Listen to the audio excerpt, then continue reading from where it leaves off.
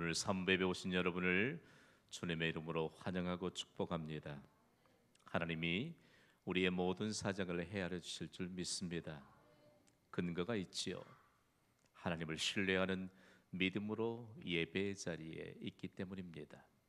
하나님이 찾으시는 한 사람 그 예배자가 되어서 오늘 이곳에서 하나님의 전능하심을 경험할 수 있게 되기를 소원합니다. 지금 유난히 뜨거운 열기가 지구촌을 달구고 있습니다. 러시아에서 한창 진행되고 있는 월드컵 경기로 말미암아 한 나라가 울고 또 웃고 축구공 하나에 온 국민이 하나가 되는 이런 상황들을 지금 우리가 겪고 있어요.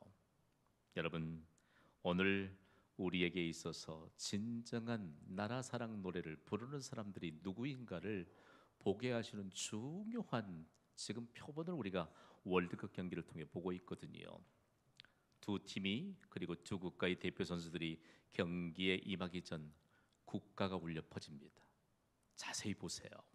그 국가가 울려 퍼지면 그 국민들은 한결같이 입술을 움직이고 하나 되는 모습을 보게 되잖아요.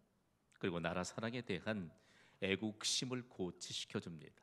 선수들은요, 국민들의 응원에 힘입어서 두 주먹을 불끈 쥐고 승리를 향한 이 각오를 하는 것을 보게 됩니다. 국가가 울려 퍼지는 그 장엄한 모습, 그 누가 일부러 그런 분위기를 어떻게 연출해 내겠어요? 이런 분위기와 관련된 기사가 지난 6월 20일 국민일보에 이런 내용으로 실렸습니다. 우리 조국의 하나님이여, 우리 조국의 하나님이여, 우리는 주의 거룩하고 거룩하신 이름을 찬양하나이다. 주께는 하루가 천년 같나니 천년은 단지 하루에 지나지 않나이다. 마치 찬송가 같지 않습니까? 이 찬송과 같은 노래 가사가 아르헨티나와 함께 경기를 가졌던 아이슬란드 국가예요. 이 곡조도요, 마치 찬송가 같습니다. 여러분, 아이슬란드라고 하는 나라를 알고 계시나요? 여러분, 유럽 북해 한가운데 있는 아이슬란드는 잘 알려지지 않는 기독교 국가입니다. 놀라운 것은요, 국민의 80% 이상이 그리스도인입니다. 참으로 놀랍잖아요. 그 애국가의 가사가 경기가 진행되기 전에 국가를 부르는데 자막으로 쭉 지나갔어요. 그러면서 또 다른 국가들을 들을 때마다 얼마나 우리의 가슴이 뛰는지 몰라요. 실제적으로 유럽 주요 국가의 가사에는 기독교적인 가치를 지닌 요소들을 담고 있고 실제로 찬송가 곡을 그대로 사용하는 국가들이 있습니다. 지난 18일 한국과 F조 경기를 치렀던 스웨덴이라고 하는 나라의 국가의 사제를 보면 이런 가사가 있습니다. 하나님과 함께 나는 싸우리, 가족을 위해 사랑하는 조국 스웨덴을 위해 세상에서 내가 못할 게 없네. 우리가 이 국가 때문에 졌는지도 모르겠어요. 스위스 국가의 1절 가사에는 이런 내용이 있습니다. 아침 하늘이 햇살로 우리를 감쌀 때 주께서는 그 빛 속에 나타나시네. 주께서 이 땅에 살고 계심을 느끼고 안다네. 여러분, 찬송가 가사라고 해도 무방하지 않겠습니까? 찬송가 멜로디를 가져다가 새롭게 가사를 입혀서 국가로 쓰는 나라들이 있습니다. 독일의 국가 반주 들어보셨나요? 찬송가 210장 시온성과 같은 교회, 이 찬송곡에 가사를 새롭게 덧입힌 것이 독일의 국가입니다. 영국은요, 찬송가 70장 피난처 있으니 이 곡에다가 가사를 새롭게 입혀서 국가로 부르고 있습니다. 이 밖에도 월드컵에 이번에 출전은 못했지만 이탈리아와 그리고 오스트리아 그리고 콜롬비아, 뉴질랜드 등의 국가와 반주의 가사 등에서 찬송가의 내용을 보게 되고 그리고 성경의 내용을 담아 있는 이 국가를 발견할 수 있습니다. 여러분, 주요 국가들이 이처럼 하나님의 말씀인 성경을 토대로 국가가 연주되고 불리는 것엔 특별한 은혜가 있거든요. 여러분, 하나님은 복의 근원이심을 여러분 믿습니까? 하나님의 말씀인 성경은 우리에게 복 주시기 위한 하나님의 분명한 약속인 것을 믿습니까? 그러면서 틀림없이 주님 다시 오실 때까지 그 국가들이 복받게 되는 것을 우리는 보게 될 것입니다. 그렇다면 우리나라는요, 우리나라의 국가를 일컬어서 애국가라고 합니다.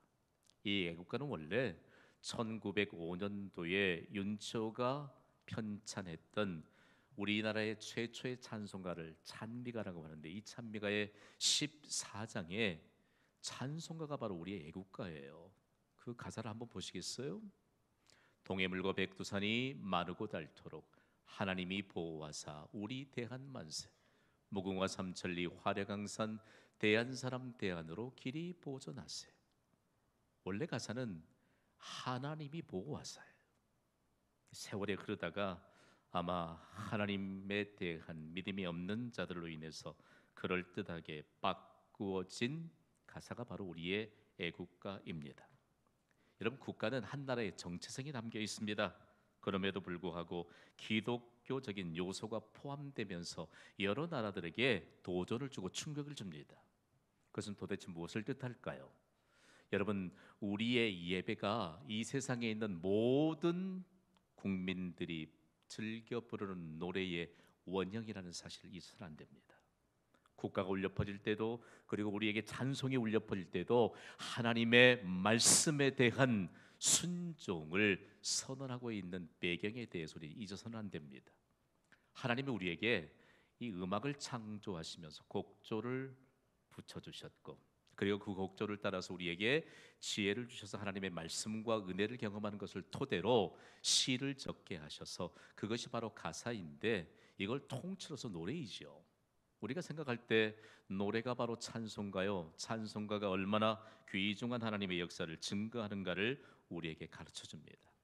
오늘 우리 예배 드리면서 도대체 하나님을 찬양하는 이 찬양을 몇 곡이나 했습니까?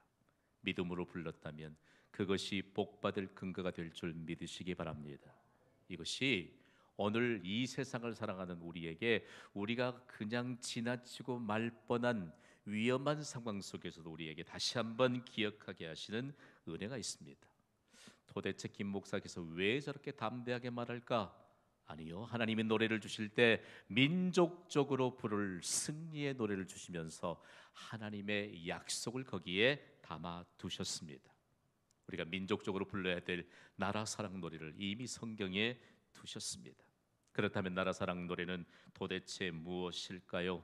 오늘 본문인 신명기 28장 1절에는 놀라운 하나님의 말씀이 기록되어 있습니다. 신명기 28장 1절 말씀을 마치 기쁨의 노래를 부르듯이 소리 높여 함께 읽습니다. 시작.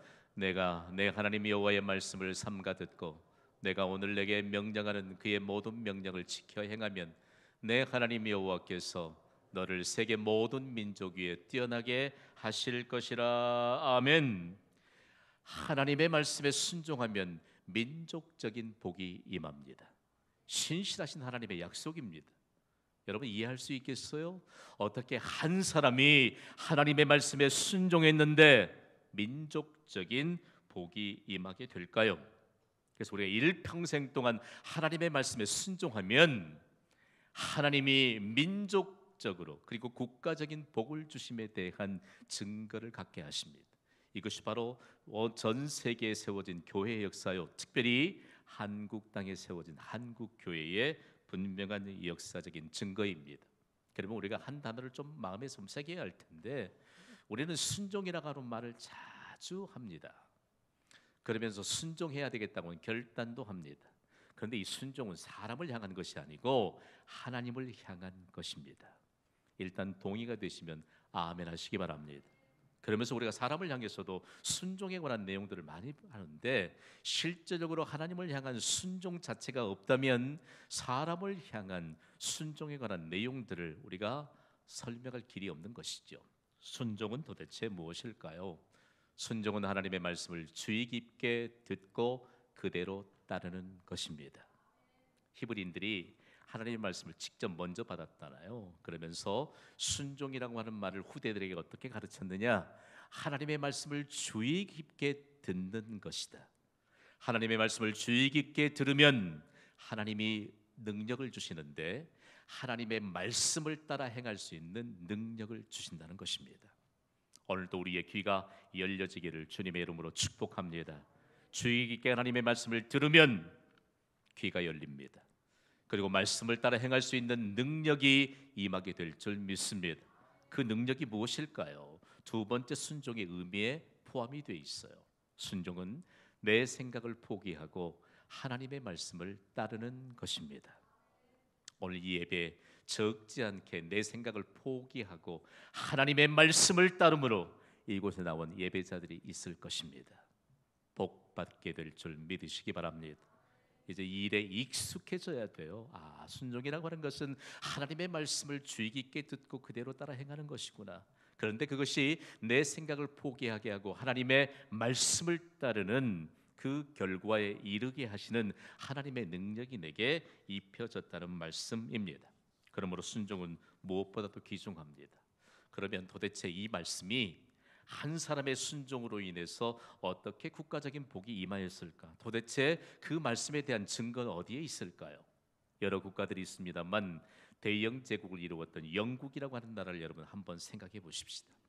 이 나라의 한 사람 한 사람들을 예배 자리에 이끌면서 강력하게 순종을 가르쳤던 한 목회자, 설계자가 있었는데 바로 영국이 낳은 찰스 헤돈 스펄전이라고 하는 목사입니다. 우리는 그냥 나중에 성만 따서 스펄전 목사라고 익숙하게 아마 우리의 귀에 전에 들려왔을 것입니다. 이 사람은 그저 책상에서 성경을 연구하는 학문적인 사람이 아니었습니다. 직접 목회 현장에서 성도들에게 하나님의 말씀을 선포하고 성도들이 하나님의 말씀에 순종했더니 어떤 결과가 일어났는가를 그의 일평생 동안 경험하고 또 경험하면서 그는 가슴 벅찬 이 믿음의 경험으로 이런 정의를 남겼습니다. 우리 함께 읽어볼까요? 시작. 당신이 하나님의 음성을 듣고 하나님의 뜻에 열심히 순종한다면 그리스도 안에 있는 풍성함은 모두 당신의 것이 될 것입니다. 여러분을 도전합니다. 하나님의 말씀을 주의 깊게 듣고 따르는 순종의 사람이 되시기를 바랍니다. 문제는요, 하나님은 우리가 가진 것보다 훨씬 더 크신 분임을 여러분 믿습니까? 현대인들에게 이것이 문제예요. 우리가 가진 것보다도 하나님이 훨씬 더 크실까? 이 문제 하나만 해결하면 우리는 순종의 사람으로 설 수 있습니다. 근데 우리의 힘으로 살고 우리가 노력했더니 뭔가 조금 쥐어지는 것 같아요. 그러니까 이것이 하나님과 비교되기 시작하면 우리에게 하나님의 역사는 없습니다. 하나님은 전능자이십니다. 말씀으로 무에서 유를 창조하셨습니다. 그러면서 하나님의 말씀에 순종하면 우리의 불가능을 가능으로 바꿔주시는 하나님의 역사에 대해서 무수히 나타내 주셨습니다. 우리 순종하고 싶어요. 그런데 무엇이 문제일까? 우리의 이 식상해진 우리의 생각이 문제라는 것입니다. 하나님의 말씀을 펼쳤더니 하나님이 말씀하세요. 그리고 순종하라고 하세요. 그런데 순종하려고 하니까 너무 위험한 생각이 드는 것입니다. 그래서 순종을 가장 현대적인 감각을 빌어서 번역하면 위험한 순종이에요.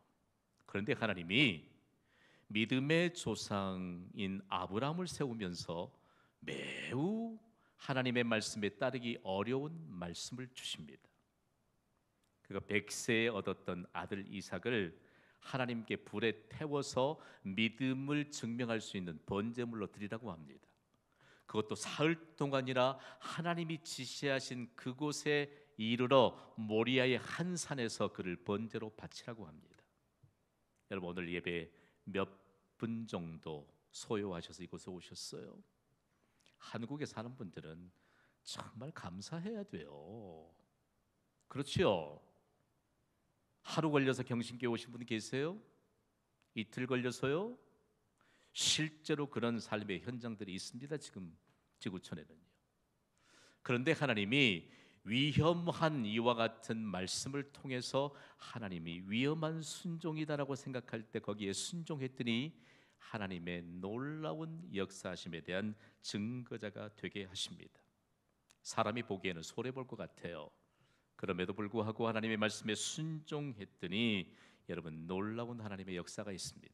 우리 생각 속에 예수님을 기억하려면 구약 시대에 하나님의 부르심을 받아 이스라엘의 지도자가 되었던 여호수아를 기억해야 합니다. 여호수아라고는 히브리 말의 음력이 신약 시대의 신약의 원문인 헬라어의 음력으로 바꾸면 여호수아는 예수가 됩니다. 여호와는 구원이십니다. 믿으시면 아멘 하세요. 그래서 예수는 구원자예요. 여호수아에게 가나안 땅을 정복하라는 확실한 하나님의 약속을 그가 계승을 받았는데 그 약속을 믿고 나아갈 때 하나님은 여리고성이라고 하는 거대한 장벽을 만나게 하십니다. 그 안에는 훈련된 군사들이 있고 그 안에는 무시무시한 지금까지의 기득권을 갖고 있는 사람들이 있어요. 그러나 그 여리고성을 하나님께서 함락시키시겠다고 말씀합니다. 그런데 그의 손과 이스라엘 백성들에겐 무기를 들려주지 않으셨습니다. 그저 하나님을 신뢰하는 믿음으로 성 주변을 돌게만 하셨습니다. 그런데 그 결과가 어떻게 됐나요? 그 가운데 그 성을 돌 때 그 성 안에 훈련된 자들이 무기를 들고 일제히 공격하면 이스라엘 백성들 다 참패하고 죽습니다. 그러나 하나님의 명령에 순종하여 하나님을 신뢰하고 발걸음을 옮기는 자들에게는 주의 천사가 둘러 진치고 보호하시는 하나님의 약속이 임하는 줄 믿으시기 바랍니다. 이것입니다. 사람이 사람의 안전을 지킬 수 있다면 무엇이 걱정이겠어요? 간혹 우리에게 믿음이 있는 것 같지만 우리에게 믿음 없음에 대한 증명되는 얘기들이 많습니다. 이렇게 했더니 내가 활동을 안 해야 되겠다. 이렇게 했더니 내가 잠을 1시간이라도 더 자야 되겠다. 내가 이렇게 했더니 내 생각엔 아이고 이 일을 위해서 조금 중요한 하나님의 부르심의 현장엔 조금 뒤로 해야 되겠다. 이것을 여러분 이렇게 표현하는 데 대해서 여러분이 용서하시기 바랍니다. 하나님은 인간의 얄팍한 생각을 뛰어넘어 하나님의 능력과 하나님의 강하심을 겨자씨만한 작은 믿음을 가진 한 사람을 통해서 여전히 세상에 드러내시는 줄 믿으시기 바랍니다. 차원이 다른 믿음의 세계로 우리를 인도하시면서 하나님이 말씀하세요. 여러분 하나님이 말씀하시면 이거 위험한데 이거 불가능한데 라고 말할 때 순종할 때 하나님이 능력을 베푸시는 은혜를 주실 줄 믿습니다. 그러면 하나님의 말씀에 대한 순종은 어떤 약속이 있을까요? 첫 번째 하나님의 말씀에 대한 순종은요 이런 보장된 약속이 있습니다. 순종하면 우리의 삶의 현장에 복이 임합니다.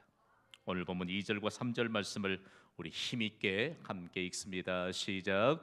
내가 내 하나님 여호와의 말씀을 청종하면 이 모든 복이 내게 임하며 내게 이르리니 성읍에서도 복을 받고 들에서도 복을 받을 것이며 아멘.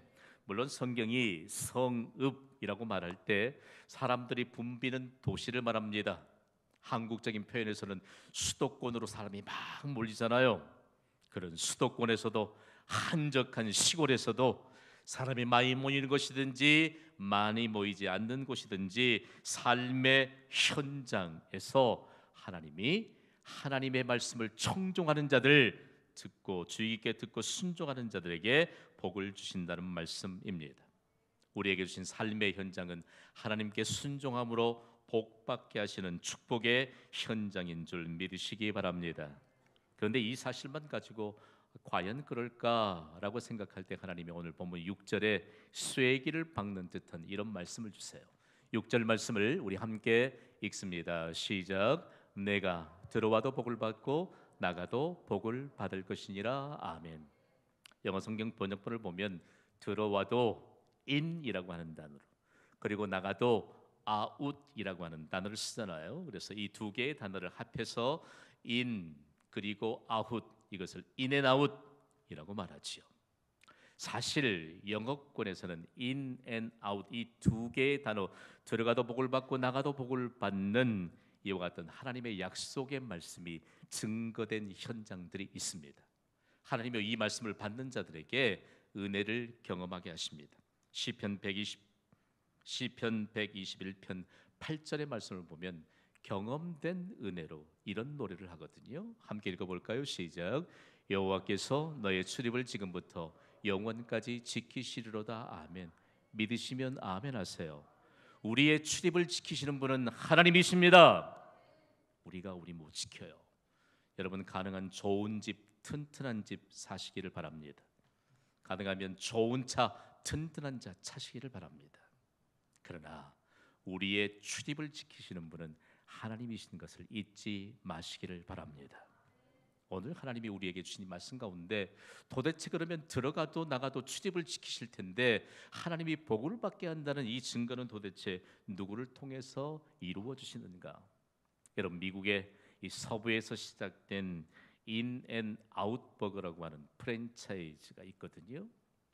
미국의 3대 프랜차이즈 가운데 미국인들에게 어떤 프랜차이즈의 음식이 제일 맛있느냐라고 말할 때 첫 번째로 손꼽는 곳이 인앤아웃 버거점입니다.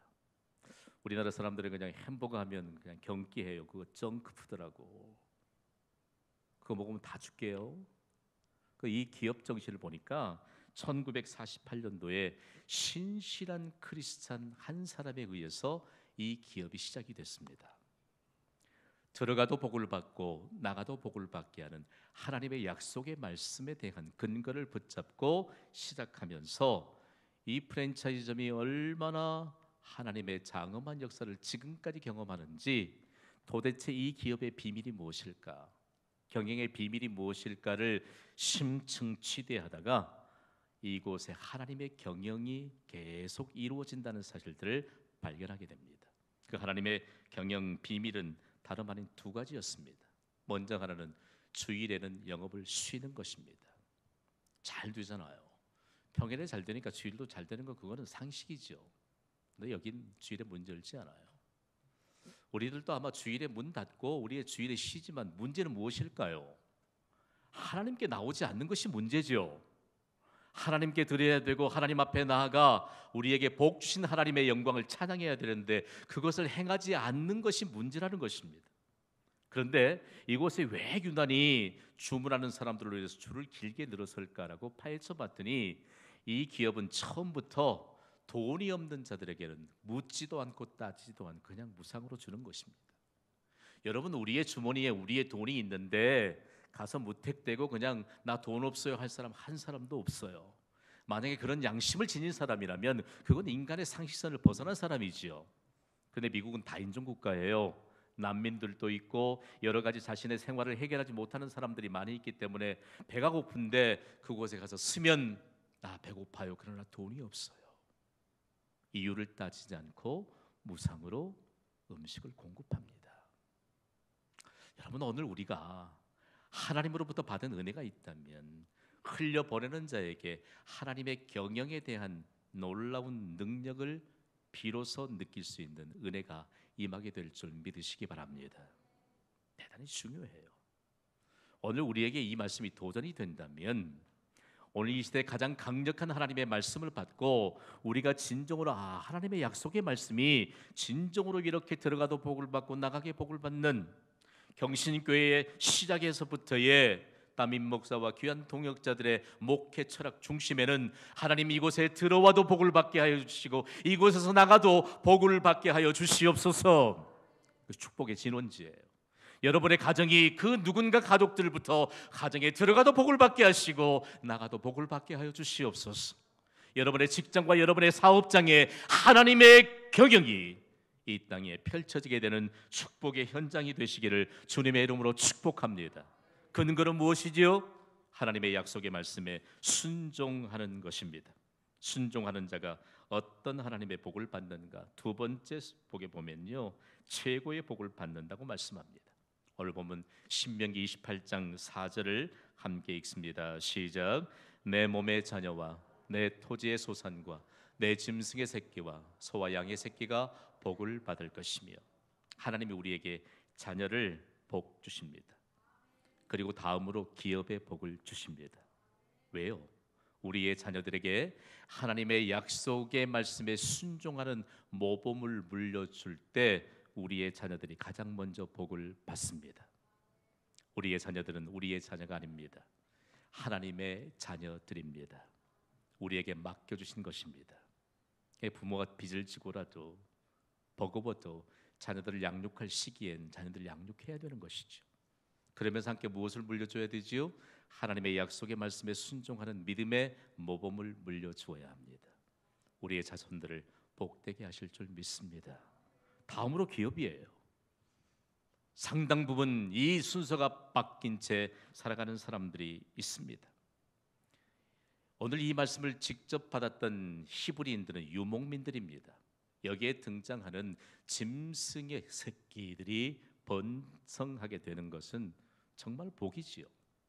오늘 우리가 하는 우리의 모든 업종을 통해서, 우리의 직장과 사업을 통해서 기업적인 하나님의 복이 임하기를 주님의 이름으로 축복합니다. 그러면서 하나님이 신명기 28장 13절에 다시 반복적으로 말씀하세요. 읽어보겠습니다. 시작. 여호와께서 너를 머리가 되고 꼬리가 되지 않게 하시며 위에만 있고 아래에 있지 않게 하시리니. 아멘. 중요합니다. 그러면서 이 대목에 와서 기업의 복을 다시 한번 또 강조해 주십니다. 그러면서 이 말씀과 함께 더불어서 이스라엘 백성들이 반복적으로 하나님의 말씀을 묵상하면서 복을 받게 하십니다. 제가 발췌한 부분을 우리 함께 읽도록 하겠습니다. 시작. 내 토지의 소산과 내 짐승의 새끼와 소와 양의 새끼가 복을 받을 것이며. 아멘. 이스라엘이 이 말씀을 계속 반복하다가 그들에게 하나님의 말씀에 대한 순종에 대한 큰 획을 그으면서 믿음의 역사를 세워가게 됩니다. 다름이 아닌 이스라엘의 소유물에 관한 해석입니다. 이스라엘이 이 말씀과 함께 이렇게 소유물을 구분하게 됩니다. 먼저 하나는 영적 소유물입니다. 한번 따라하실까요?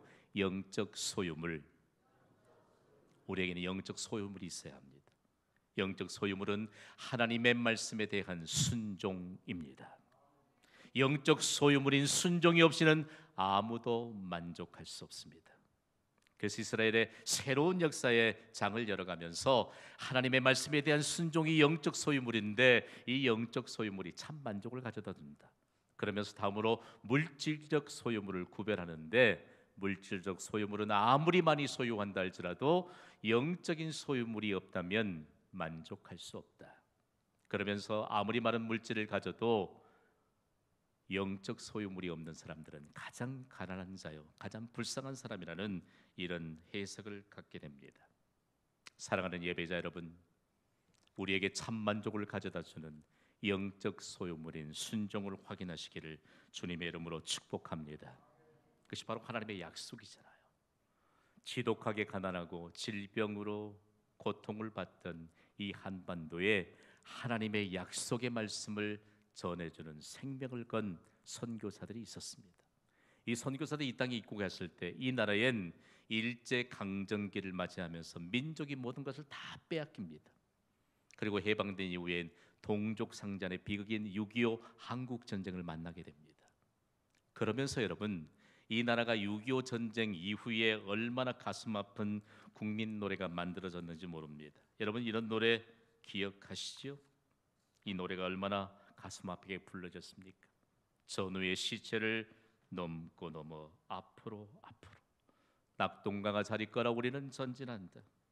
눈보라가 휘날리는 바람찬 흥남부디에 목을 놓아 불러봤다 찾아도 봤다.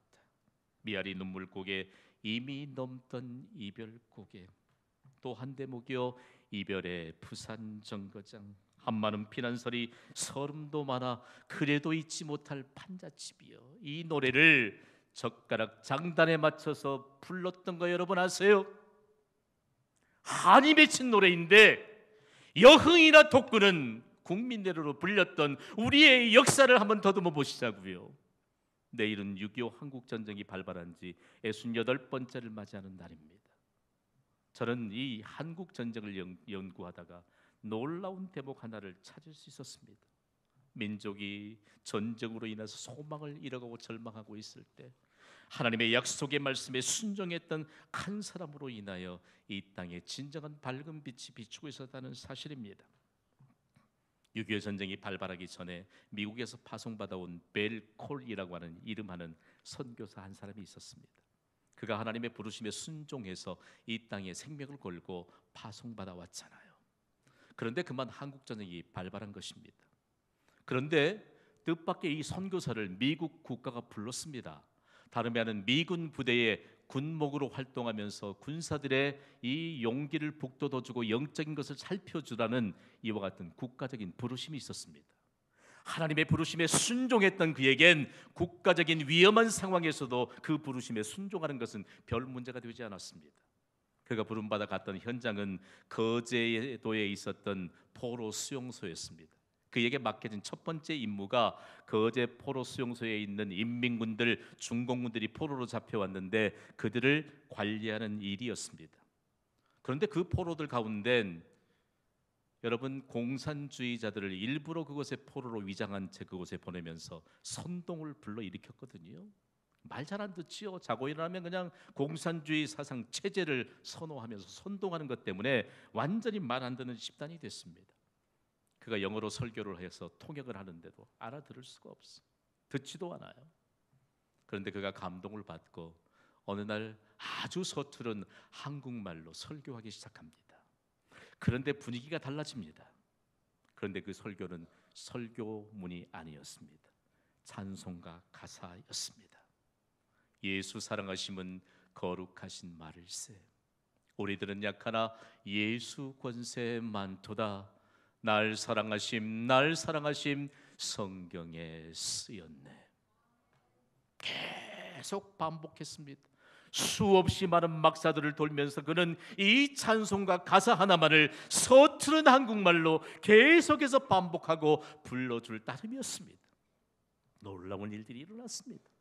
그렇게 말 안 듣던 사람들의 마음속에 감동이 일어나고 따라 부르기 시작하는 가운데 사람들이 달라지기 시작했습니다. 찬송을 전혀 못 듣는 사람들이 찬송을 부르며 힘을 얻었고, 기도를 전혀 몰랐던 사람들이 기도하면서 힘을 얻었고, 그리고 하나님의 장엄한 역사를 경험하는 어느 때쯤 남북이 서로 포로를 송환하는 기회를 가졌습니다.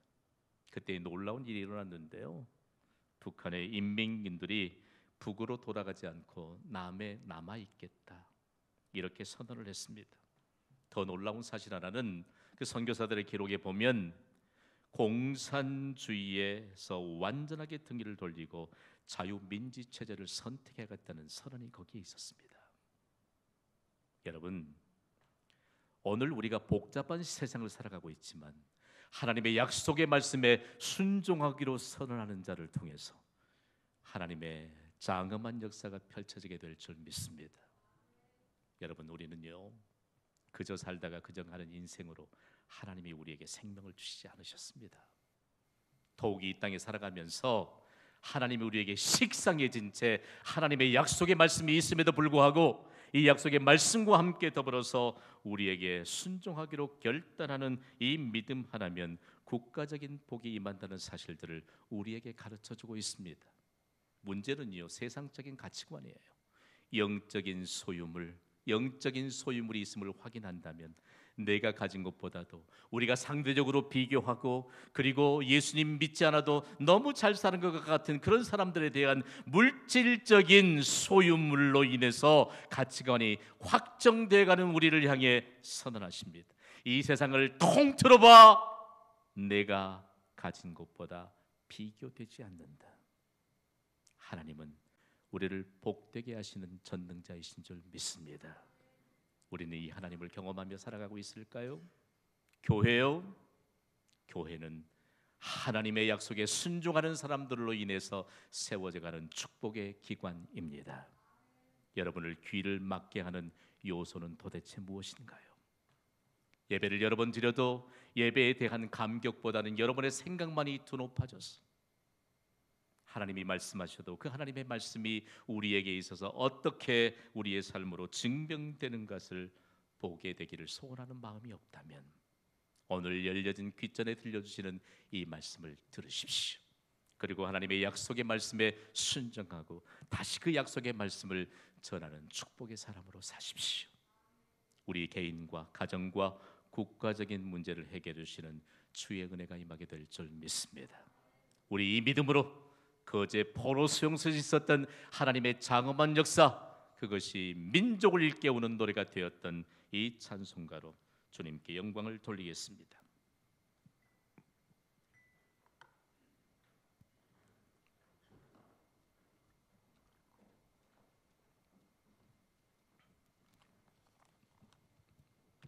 반주해 주세요.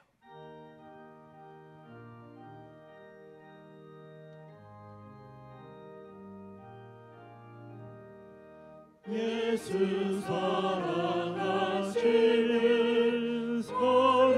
거룩하신 마르세 우리들은 약하나 예수 권세만 도다 날 사랑하심 날 사랑하심 날 사랑하심 성경에 쓰였네 나를 사랑하시고 나의 죄를 다시서 하늘 문을 여시고 들어가게 하시네 날 사랑하심 날 사랑하심 날 사랑하심 성경에 우리 손뼉치며 찬양하겠습니다. 내가 연약할수록 더욱 귀히 여기사 높은 보좌 위에서 낮은 나를 보시네 아멘. 날 사랑하신 날 사랑하신 아멘. 날 사랑하신 성경에 쓰였네 세상 사는 동안에 나와 함께 하시고 세상 떠나가는 날 천국 가게 하소서 날 사랑하심 날 사랑하심 날 사랑하심 성경에 쓰였네 아멘.